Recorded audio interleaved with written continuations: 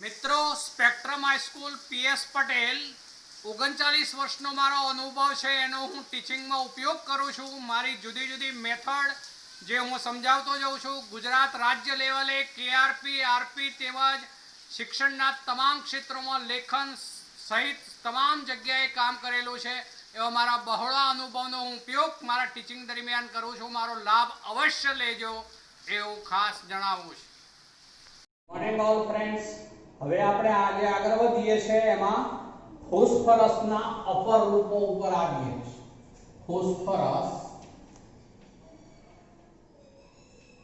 ના અપર રૂપ કહેવાય, બહુરૂપ કહેવાય। અપર રૂપ ફોસ્ફરસ ત્રણ અપર રૂપ ધરાવે છે। એમાં એક છે સફેદ ફોસ્ફરસ, સફેદ, બીજું છે લાલ ફોસ્ફરસ અને ત્રીજું છે કાળો ફોસ્ફરસ। કાળો ફોસ્ફરસ આમ તો ફોસ્ફરસના અનેક અપર રૂપો છે, પણ એક પૈકી આ ત્રણ જે છે એ જાણીતા છે: સફેદ ફોસ્ફરસ, લાલ ફોસ્ફરસ અને કાળો ફોસ્ફરસ। સફેદ ફોસ્ફરસની વાત કરીએ તો આ મીણ જેવો પારભાષક છે। મીણ જેવો પારભાષક ઘન છે, પારભાષક ઘન। चलो बीजू आ सफेद फॉस्फरस जे छे ए खूब झेरी छे, खूब झेरी छे। पानी अने कार्बन डाइसल्फाइड पानी में पहला लगे पानी में अद्राव्य छे, अद्राव्य। कार्बन डाइसल्फाइड CS2 માં દ્રાવ્ય છે, પાછું બે અલગ પાડી દઈએ છે। પાણીમાં અદ્રાવ્ય છે પણ કાર્બન ડાઇસલ્ફાઇડ CS2 માં એક દ્રાવ્ય છે।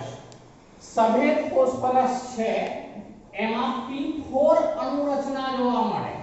આવી અણુરચના હોય એમાં સમચતુષ્ફલક P4 એકલ અણુ સ્વરૂપે અસ્તિત્વ ધરાવે। આ P, આ પણ P, અહીંયા P અને અહીંયા P, એટલે એકલ અણુ સ્વરૂપ બંધારણ, એકલ અણુ સ્વરૂપ છે। P4 કહેવાશે, P4 સ્વરૂપ ધરાવે છે। ચાલો અહીંયા કોઈ પણ બંધ કોણ જે છે એ 60 અંશનો છે, 60 અંશનો। આમાં એવું બને છે એક ફોસ્ફરસની P કક્ષક અન્ય ફોસ્ફરસની P કક્ષક જે છે એ બંને વચ્ચે આ રીતે સંમિશ્રણ થયેલું હોય છે। આમ નહીં, આમ સંમિશ્રણ નથી થતું, પણ આમ ત્રાંસુ સંમિશ્રણ થાય છે। P કક્ષકો વચ્ચે એક ફોસ્ફરસ અને અન્ય ફોસ્ફરસની P કક્ષક જે હોય તેમની વચ્ચે આ રીતે જે છે સંમિશ્રણ થાય છે, જેને કારણે બનાના બોન્ડ એટલે કે કેળા જેવો થોડોક આમ બેન્ડ વળાંકવાળો બંધ બને છે, જેને કારણે બંધ કોણ ઘટીને 60 અંશનો થાય છે। બંધ કોણ ઘણો જ નાનો હોવાને કારણે તે સતત તણાવ અનુભવે છે, માટે તેની પ્રતિક્રિયાત્મકતા વધુ છે। પ્રતિક્રિયાત્મકતા વધુ હોવાને કારણે તે હવામાં ખૂબ ઝડપથી સળગી ઉઠે છે, અંધારામાં ચમકે છે, અંધારામાં ચમકે છે, અંધારામાં ચમકે છે, અંધારામાં ચમકે છે એટલે કે ઝબકે છે, બીજી રીતે કહીએ તો ઝબકે છે, અને તે હવામાં ઝડપથી સળગી ઉઠે છે, વધુ પ્રતિક્રિયાત્મકતા દર્શાવે છે, ક્રિયાત્મકતા દર્શાવે છે। કારણ શું છે તો બંધ કોણ ખૂબ જ નાનો 60 અંશનો છે, તેને કારણે વધુ પ્રતિક્રિયાત્મકતા દર્શાવે છે, હવામાં ઝડપથી સળગશે। P4 5O2 ચલો એમાંથી બની જાય છે P4O10 ફોસ્ફરસ પેન્ટોક્સાઇડ ઝડપથી બનાવી દે। તો આ આપણે સફેદ ફોસ્ફરસની વાત કરી મિત્રો। હવે આવીએ છે લાલ ફોસ્ફરસ। ચલો સફેદ ફોસ્ફરસ જે છે તેને દિવસો સુધી નિષ્ક્રિય વાતાવરણમાં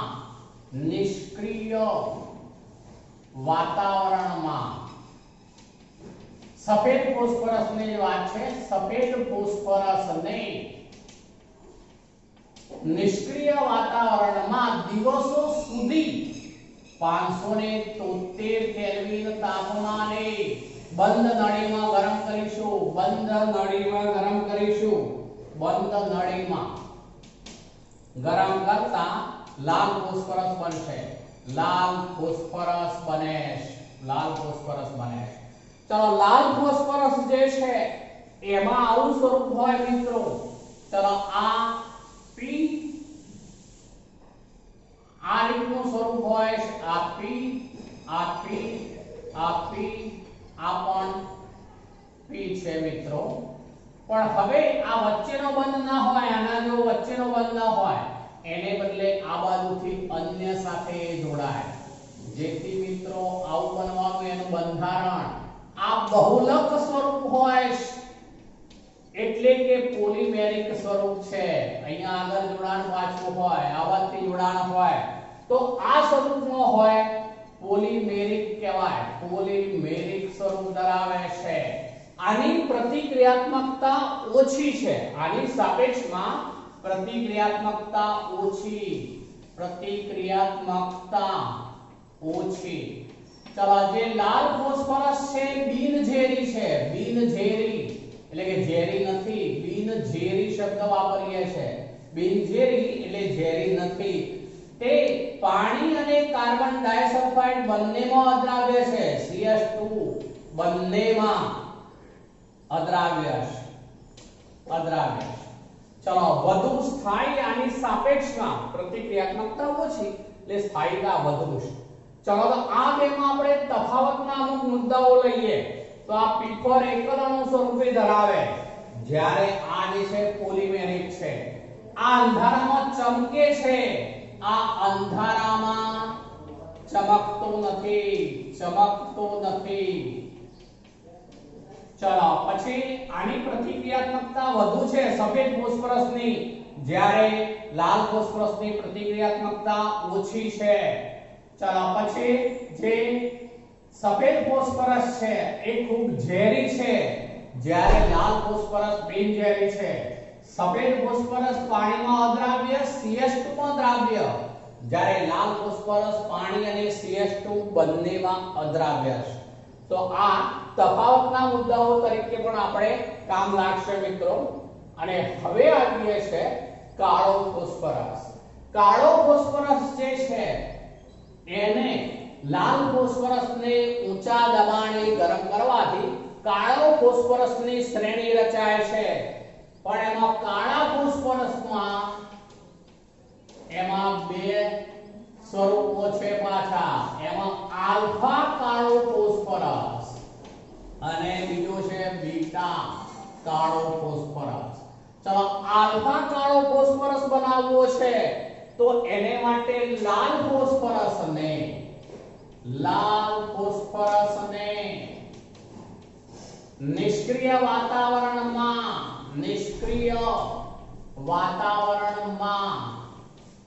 જે છે એને ઊંચા દબાણે 803 કેલ્વિન તાપમાને બંધ નળીમાં ગરમ કરીશું. બંધ નળીમાં 803 કેલ્વિન તાપમાને ગરમ કરીશું, ત્યારે તેમાંથી જે છે એ આલ્ફા કાળો ફોસ્ફરસ બને છે. આલ્ફા કાળો ફોસ્ફરસ બની જશે. લાલ ફોસ્ફરસને નિષ્ક્રિય વાતાવરણમાં બંધ નળીની અંદર જે છે એ 803 કેલ્વિન તાપમાને આપણે ગરમ કરીશું, ત્યારે તેમાંથી આલ્ફા કાળો ફોસ્ફરસ બની જશે. હવે જે આલ્ફા કાળો ફોસ્ફરસ છે એનું ઊર્ધ્વપાતન થઈ શકે. ઊર્ધ્વપાતન થાય છે.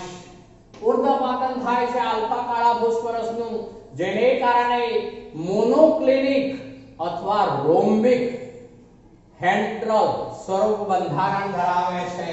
જેથી મોનોક્લિનિક અને અથવા રોમ્બોહેડ્રલ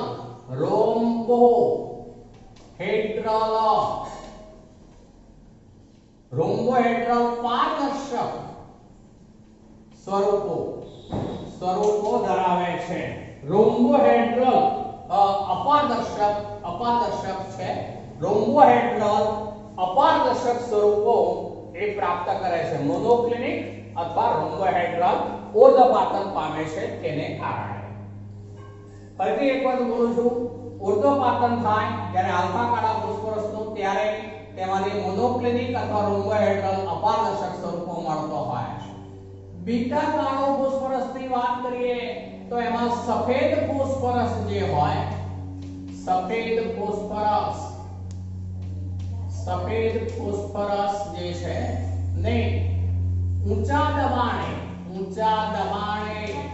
473 કેલ્વિન તાપમાને 473 કેલ્વિન તાપમાને ગરમ કરતા બીટા કાળો ફોસ્ફરસ મળશે મિત્રો. બીટા કાળો ફોસ્ફરસ એ આ ફોસ્ફરસમાં સૌથી વધુ સ્થાયી સ્વરૂપ ધરાવે છે, જે 673 કેલ્વિન તાપમાન સુધી સ્થાયી રહી શકે છે. તો કાળો ફોસ્ફરસ છે એના પાછા બે અપર રૂપ કહી શકાય, આલ્ફા કાળો ફોસ્ફરસ અને બીટા કાળો ફોસ્ફરસ. ચલો આલ્ફાની વાત કરીએ તો લાલ ફોસ્ફરસને નિષ્ક્રિય વાતાવરણમાં બંધ નળીમાં 803 કેલ્વિન તાપમાને આપણે ગરમ કરીશું ત્યારે આલ્ફા કાળો ફોસ્ફરસ મળે છે. આલ્ફા કાળો ફોસ્ફરસ ઉર્ધ્વપાતન પામે છે. ગરમ કરીએ ત્યારે ઉર્ધ્વપાતન પામે છે. ચલો તે મોનોક્લિનિક અથવા રોમ્બોહેડ્રલ અપારદર્શક સ્વરૂપો પ્રાપ્ત કરે છે. ઉર્ધ્વપાતનથી જે ઠંડુ પાડવામાં આવે ત્યારે એના જે સ્ફટિકો રચાશે એ સ્ફટિકીકરણ કરાવતા મોનોક્લિનિક અથવા રોમ્બોહેડ્રલ અપારદર્શક સ્વરૂપો મળે છે. જ્યારે બીટા કાળો ફોસ્ફરસ મેળવવો હોય તો એમાં સફેદ ફોસ્ફરસ નહીં, ઊંચા દબાણે 473 કેલ્વિન તાપમાને ગરમ કરીશું ત્યારે બીટા કાળો ફોસ્ફરસ મળે છે. 673 કેલ્વિન તાપમાન સુધી એ સ્થાયી છે. એટલે ફોસ્ફરસમાં સૌથી સ્થાયી સ્વરૂપ એ બીટા કાળો ફોસ્ફરસ ગણાશે. તો આ રીતે આપણે મિત્રો આ ફોસ્ફરસના વિવિધ અપરૂપોની વાત કરી. ચલો હવે આવીએ છીએ આપણે એક નવા મુદ્દા ઉપર આવીએ છીએ, જેમાં આપણે જે છે ફોસ્ફિનેટનો ઉપર આવીએ છીએ. ફોસ્ફિનનું સૂત્ર છે મિત્રો pH3 ફોસ્ફિન. ચલો ફોસ્ફિન બનાવવું છે તો એ માટે કેલ્શિયમ ફોસ્ફાઇડ લઈશું. કેલ્શિયમ ફોસ્ફાઇડ એટલે Ca3P2. તો તેની પાણી સાથેની પ્રક્રિયાથી CaOH ટ્વાઇસ બનશે તો અને બીજું બની જશે pH3 એટલે કે ફોસ્ફિન બની જશે. ચલો Ca3 છે તો આને 3 વડે ગુણી દઈએ, P2 થયા તો આને 2 વડે ગુણી દઈએ, જેથી હવે ઓક્સિજન 6 થયા.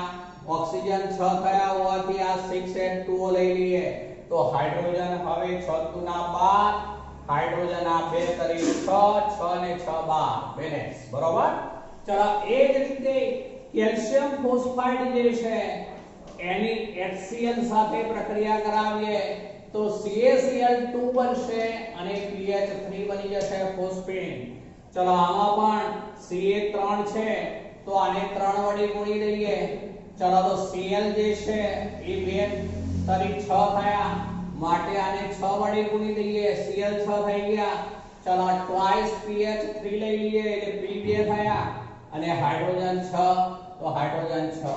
તો આ રીતે કેલ્શિયમ ફોસ્ફાઇડની આપણે પાણી સાથે અથવા તો HCl સાથેની પ્રક્રિયાથી ફોસ્ફિન pH3 બનાવી શકાય.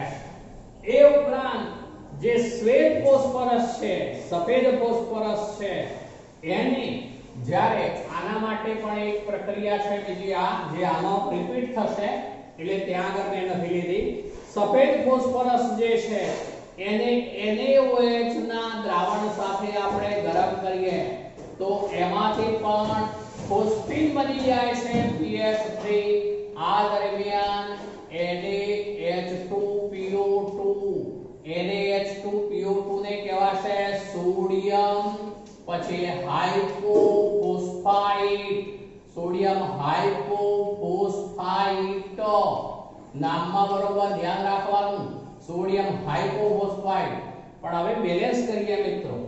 P 4 છે તો હું આને 3 વડે ગુણું છું જેથી P1 અને 3 4 થઈ ગયા.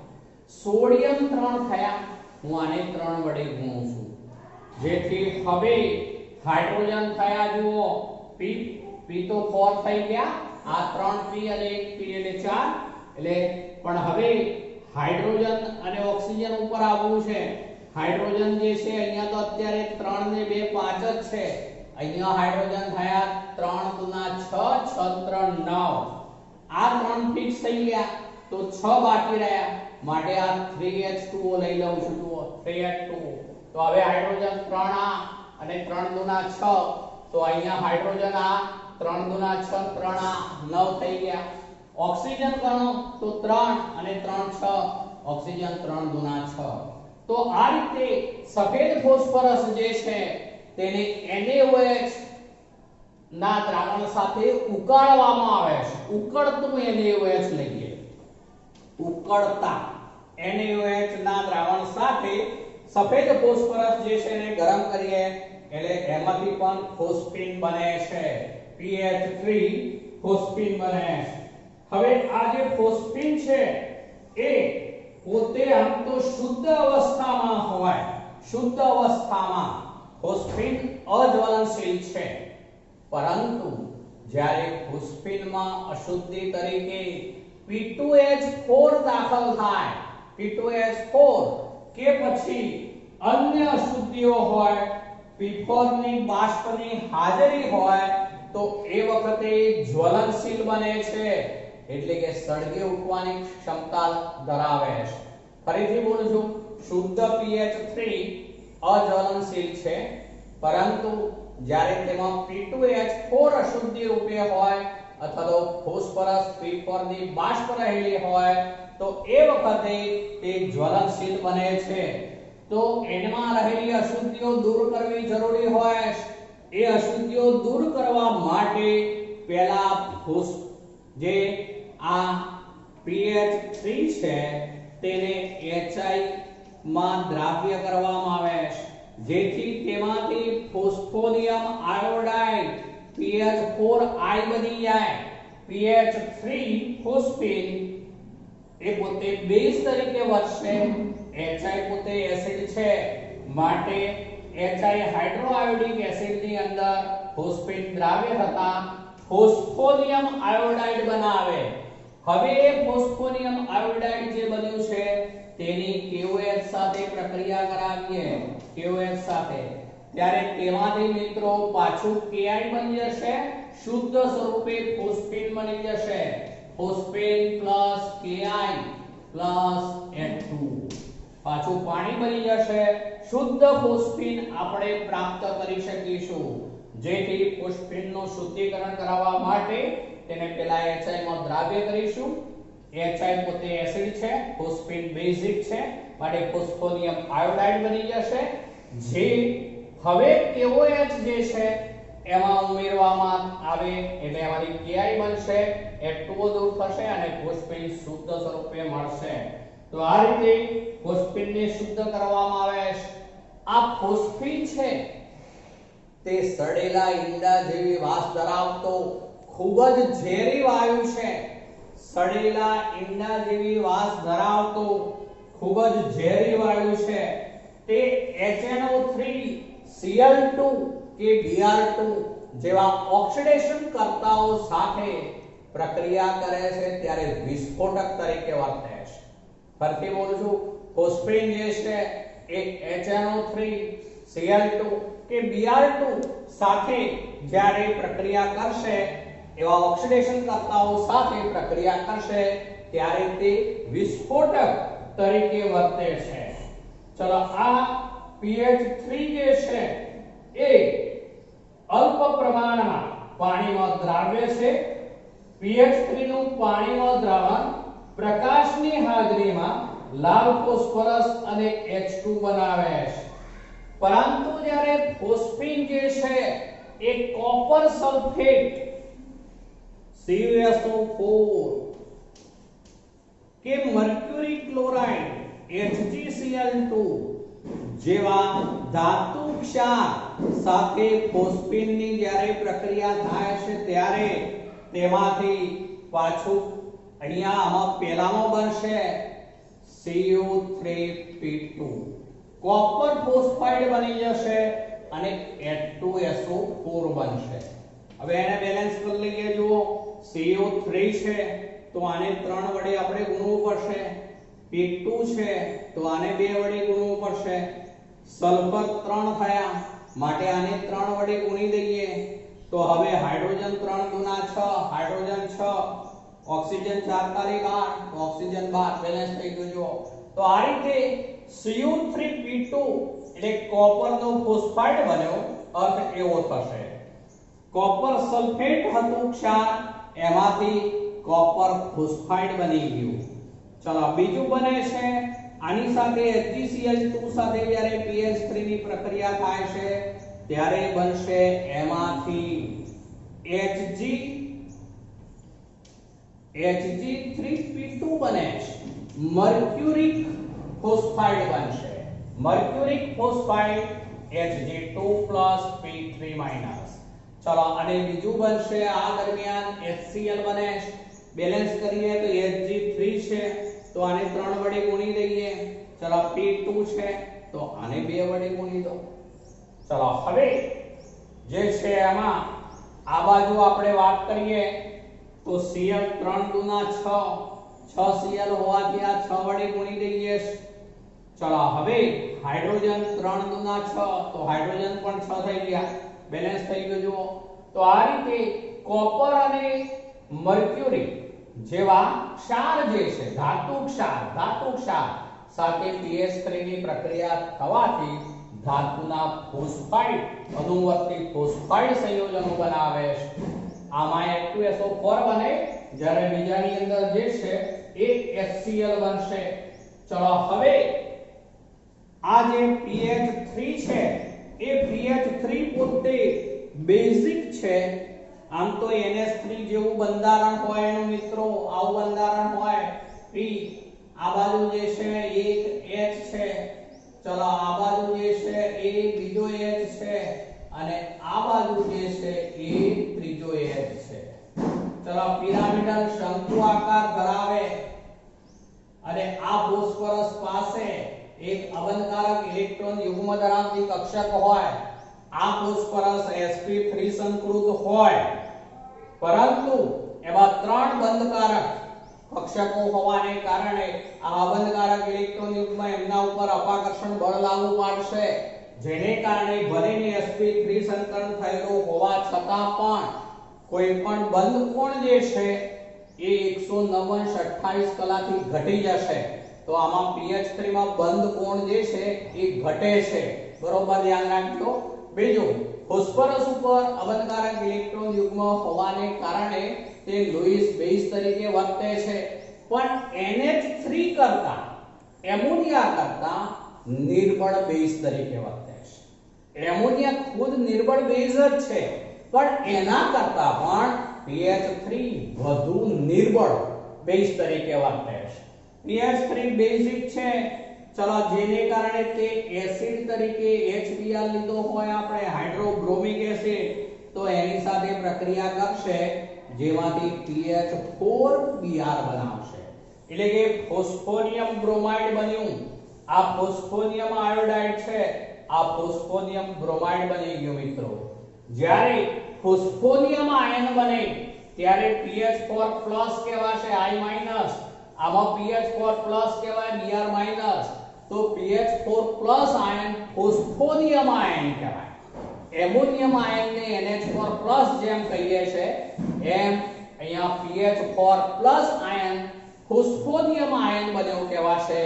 ફોસ્ફોનિયમ આયનમાં P સાથે ચારેય હાઇડ્રોજન બંધકારક ઇલેક્ટ્રોન યુગ્મો દ્વારા જોડાયેલા હોય જેથી તેનો મધ્યસ્થ ફોસ્ફરસ પરમાણુ sp3 સંકૃત હોય અને તે સમચતુષ્ફલક બંધારણ ધરાવે જેથી તેમાં કોઈ પણ બંધ કોણ જે છે એ રેગ્યુલર બંધ કોણ 109.28 કલાનો જ હોય.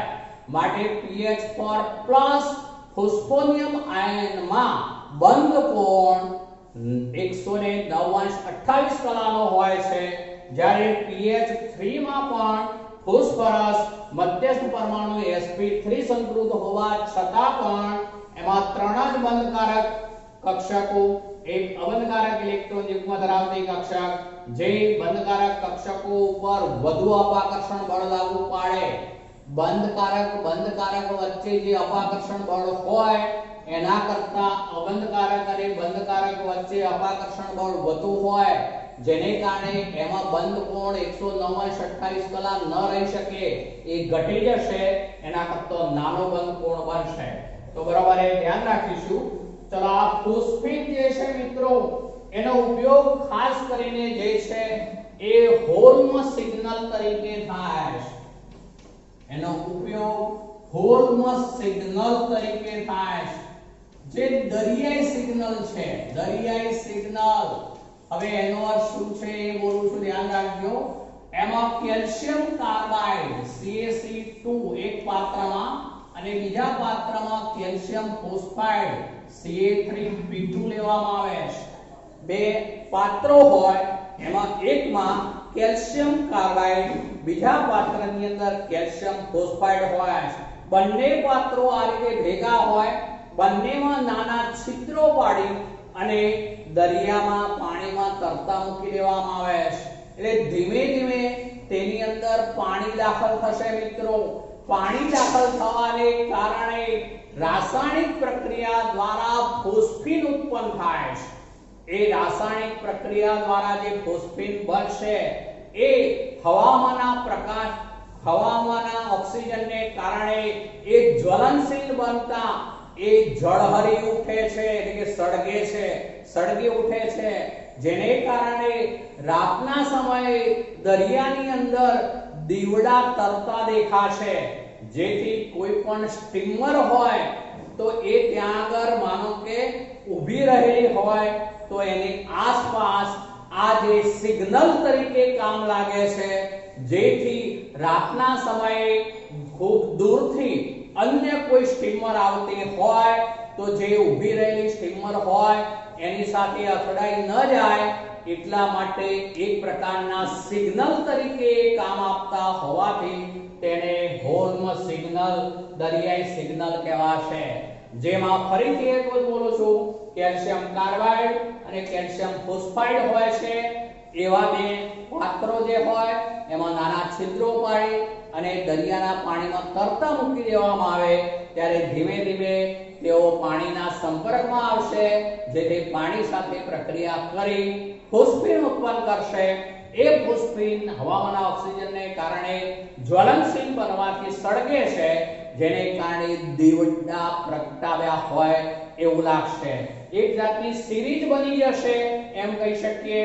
માટે સિગ્નલ તરીકે કામ લાગે છે, દરિયાઈ સિગ્નલ તરીકે એ કામ લાગશે. એ ઉપરાંત તેમાં ધુમાડા ઉત્પન્ન થતા હોય છે. એ દરમિયાન આમ તો HCl ઉત્પન્ન થતો હોય છે, જેને કારણે ધુમાડા ઉત્પન્ન થાય છે, માટે ધૂમ્રસેર કહેવાય. એ જ્યારે ઉત્પન્ન કરવી હોય, આગળનું જે વિઝન છે કાપી નાખવું હોય તો ધુમાડા ઉત્પન્ન કરવા માટે એનો ઉપયોગ થાય છે. ફોસ્ફીન જે છે એ ધુમાડા, ધૂમ્ર પડદા કહેવાય, ધૂમ્ર પડદા બનાવવા માટે પણ એ ઉપયોગી છે. ચલો હવે મિત્રો આપણે આગળ આવીએ છીએ ફોસ્ફરસના વિવિધ હેલાઇડ સંયોજનો. ફોસ્ફરસના વિવિધ હેલાઇડ સંયોજનો ઉપર જઈએ છીએ. હવે મિત્રો આપણે ફોસ્ફરસના હેલાઇડ સંયોજનો ઉપર આવીએ છીએ. ફોસ્ફરસ બે પ્રકારના હેલાઇડ બનાવે છે. આપણે ફોસ્ફરસ ટ્રાયક્લોરાઇડ અને ફોસ્ફરસ પેન્ટાક્લોરાઇડ તેની વાત ઉપર આવવું છે.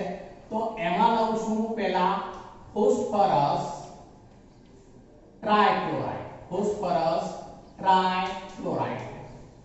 ચલો ફોસ્ફરસ ટ્રાયક્લોરાઇડ જે છે એને કહીશું PCl3. ચલો PCl3 બનાવવું છે મિત્રો, તો એને માટે ફોસ્ફરસને શુષ્ક વાતાવરણમાં ક્લોરીન સાથે ગરમ કરીશું, ત્યારે તેમાંથી PCl3 બની જશે. 4 ટાઈમ્સ PCl3 કરી દઈએ એટલે 4 તાલી 12 થઈ ગયા, માટે આપણે આ 6 Cl2 લઈ લઈએ છીએ. તો 4 PCl3 આ રીતે ફોસ્ફરસ ટ્રાઇક્લોરાઇડ બનાવી શકાશે. પણ એ સિવાય બીજી રીત છે, ફોસ્ફરસ જે છે એની થાયોનિલ ક્લોરાઇડ SOCl2 સાથે પ્રક્રિયા કરવામાં આવે છે, ત્યારે તેની અંદરથી PCl3 બનશે. એ ઉપરાંત ચલો SO2 બનશે, એ ઉપરાંત S2Cl2 બને છે, S2Cl2 બને છે. ચલો હવે P ની સંખ્યા 4 છે, માટે આપણે આને 4 વડે ગુણી દઈએ પહેલા તો. ચલો એટલે ફોસ્ફરસ તો 4 થયા, પણ હવે ક્લોરીન જે છે એ 4 તાલી 12 ને 14 થયા. 14 જો લેવા હોય તો આપણે 7 વડે અહીંયા ગુણવું પડે એટલે એકી સંખ્યા થશે. એની જગ્યાએ હું 8 વડે ગુણી દઉં છું. ચલો 8 વડે ગુણી દીધું તો હવે હું આને પહેલા તો 2 વડે ગુણી દઉં છું, જેથી હવે 4 તાલી 12, 12 ને આ 4, 12 ને 4 16 એટલે 8 ગુણા 16. ચલો સલ્ફર ટોટલ 8 થવા જોઈએ, સલ્ફર આ 4 તો બાકી રહ્યા બીજા 4 એટલે આ 4 વડે ગુણી દીધું. ઓક્સિજન 4 ગુણા 8 તો ઓક્સિજન 8. તો આ રીતે થાયોનિલ ક્લોરાઇડ સાથે ફોસ્ફરસ જે છે એની પ્રક્રિયાથી પણ PCl3 ફોસ્ફરસ ટ્રાઇક્લોરાઇડ બનાવી શકાય છે, જે તૈલી પ્રવાહી સ્વરૂપે છે. તૈલી પ્રવાહી સ્વરૂપે છે PCl3, જે પાણી સાથે પ્રક્રિયા કરે છે, ભેજના સંપર્કમાં આવે ત્યારે તેમાંથી બની જાય છે H3PO3. ભેજના સંપર્કમાં આવે ત્યારે તેમાંથી બને છે H3PO3. ચલો અહીંયા આપણે બેલેન્સ કરીએ તો H3 બેકી સંખ્યા થઈ, એકી સંખ્યા છે. અહીંયા તો આપણે પહેલા ઓક્સિજન ઉપર જઈએ. ઓક્સિજન 3 હોવાથી આને આપણે 3 વડે મિનિમમ ગુણીએ. માનો કે ચલો 3 વડે ગુણી દીધા તો હવે ઓક્સિજન 3 થયા, હાઇડ્રોજન 6 થયા એટલે 3 હાઇડ્રોજન વધ્યા, 3 Cl વધ્યા એટલે +3HCl. તો આ રીતે ભેજવાળી હવાના સંપર્કમાં આવતા તેમાંથી H3PO3 બને, એટલે કે ઓર્થો ફોસ્ફરસ એસિડ બને. ઓર્થો ફોસ્ફરસ એસિડ બને અને HCl બને. HCl જે છે એના ધુમાડા નીકળશે એટલે ભેજવાળી હવામાં ધુમાય છે PCl3, આપણે એવું કહી શકીએ, જે પ્રવાહી સ્વરૂપે છે. ચલો એની સાથે હું હવે ફોસ્ફરસ પેન્ટાક્લોરાઇડ પણ લેતો જાઉં છું. ફોસ્ફરસ પેન્ટાક્લોરાઇડ જેને કહીશું આપણે PCl5. ચલો PCl5 બનાવવો છે તો શુષ્ક ફોસ્ફરસ જે છે એને શુષ્ક ક્લોરીન સાથે વધુ ક્લોરીનના વાતાવરણમાં ગરમ કરીશું. વધુ ક્લોરીનના વાતાવરણમાં ગરમ કરીએ ત્યારે PCl5 બની જશે. ચલો P4 હોવાથી આને 4 વડે ગુણી દીધા. Cl જે છે 20 થયા, માટે આને 10 વડે ગુણી દો એટલે થઈ ગયું મિત્રો 4PCl5. પણ હવે બીજી રીત છે, બીજી રીતમાં શું કરવું છે એ જોજો. એમાં ફોસ્ફરસ જે છે તેની SO2Cl2 સાથે પ્રક્રિયા કરાવવાની છે. અહીંયા ડિફરન્સ શું છે જોજો બરાબર. આ SOCl2 છે, આ SOCl2 નું નામ છે થાયોનિલ ક્લોરાઇડ. આ થાયોનિલ ક્લોરાઇડ કહેવાય મિત્રો, ક્લોરાઇડ, થાયોનિલ ક્લોરાઇડ. જ્યારે અહીંયા જે છે એ સલ્ફ્યુરાઇલ ક્લોરાઇડ કહેવાશે. આ સલ્ફ્યુરાઇલ ક્લોરાઇડ, સલ્ફ્યુરાઇલ ક્લોરાઇડ કહેવાશે. ચલો એમાંથી પણ PCl5 તો બનશે, બીજું SO2 પણ બને છે, એમાં પણ SO2 બને. ચલો P4 હોવાથી આને 4 વડે ગુણી દીધા આપણે, તો હવે આ 4 પંચુ 20 થઈ ગયા Cl. તો Cl 20 કરવા માટે આને 10 વડે ગુણી દઈએ, જેથી હવે 10 SO2 થઈ જશે. 10 SO2. હવે જુઓ બેલેન્સ થઈ ગયું મિત્રો.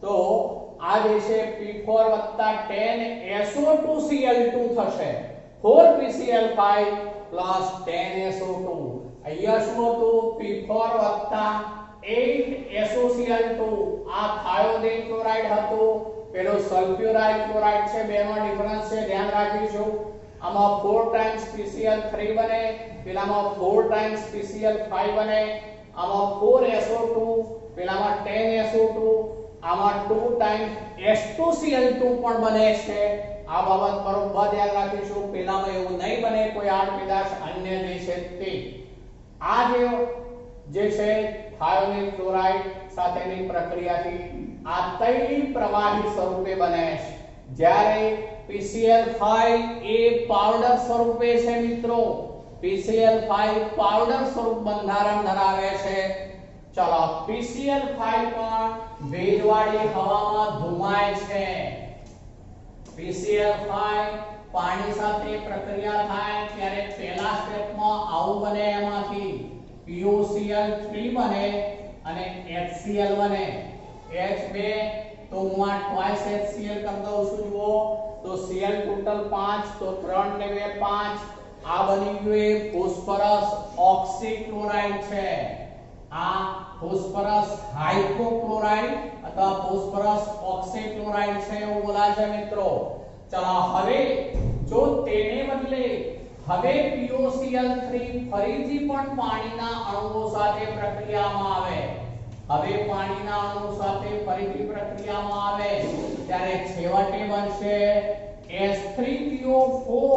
H3PO4 બની જશે અને HCl ફરીથી બનશે ચલો હવે એને બેલેન્સ કરવું છે આપણે તો પહેલા તો H ની સંખ્યા પેલી બાજુ 4 છે પણ ઓક્સિજન 4 છે જુઓ ઓક્સિજન 4 હોવાથી આ 4H2O પહેલા લઈ લઉં છું ચલો 4H2O મે લીધા તો હવે આ જે છે એ 4 દુના 8 બરોબર 4 દુના 8 આ ઓક્સિજન આપણે 3H2O લઈશું 4 નહીં પણ આ એક ઓક્સિજન છે ટોટલ 4 ઓક્સિજન જોઈએ છે એટલે મિત્રો કેટલા જોઈએ 3H2 આ ઓક્સિજન 3 એક 4 થઈ ગયા હવે હાઇડ્રોજન 3 ગુના 6 તો 3 તો ગયા 3 વધ્યા એટલે આ 3HCl 3Cl બેલેન્સ થઈ ગયા જો 3Cl બેલેન્સ થઈ ગયા તો આ રીતે PCl5 જે ઘન પાવડર છે ભેજવાળી હવાના સંપર્કમાં આવતા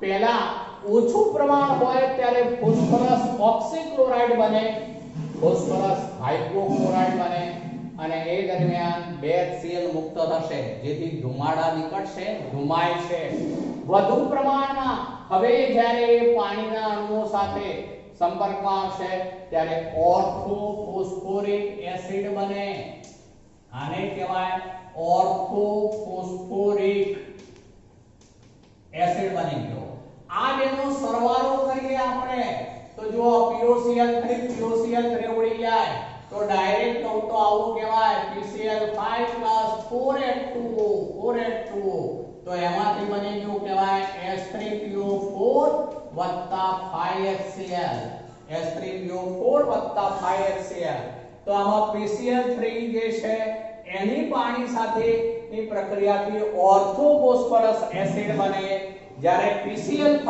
ની વધુ પાણી સાથેની પ્રક્રિયાથી ઓર્થોફોસ્ફોરિક એસિડ બને PCl3 પિરામિડલ શંકુ આકારનું બંધારણ ધરાવે જ્યારે PCl5 જે છે એક ત્રિકોણીય દ્વિપિરામિડલ શંકુ આકાર ધરાવે હું PCl5 ના બંધારણની વાત કરું છું હવે ધ્યાન રાખજો બંને દોરી લઉં છું ચલો PCl3 માં સીધું આવું હોય Cl આ Cl અને આ એક Cl અન્ય ચલો આ PCl3 નું બંધારણ થયું જે પિરામિડલ શંકુ આકાર ધરાવે છે જ્યારે PCl5 ની વાત કરીએ તો PCl5 માં આપણે આવું થવાનું મિત્રો આ વચ્ચે ફોસ્ફરસ ચલો આ Cl આ Cl આ Cl આ બધા જે છે બંધ એ એક જ સમતલમાં બંધ છે નિરઅક્ષ પર જે બંધ છે આવા ત્રણેય બંધ સરખા છે